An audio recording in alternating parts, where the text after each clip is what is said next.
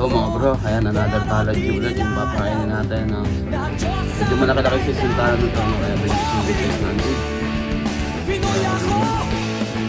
Kaiba talaga itong mga ito, pinagutang. Nakagat-kagat pa yung lots, oh. Solid mga bro. Putagan ito baga naman gagamitin mo sa derbihan, eh, oh.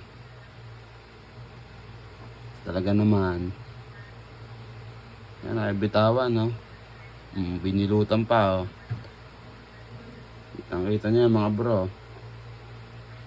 May itlog na rin to, eh, ano? Papi sana. So, kukanin ko yan next time. Para ilagay ito sa separate bottle para ma-release natin mga bro, na para dumami sila. You know? Ang laki, grabe. Ganda ng size ng talad nyo to mga bro.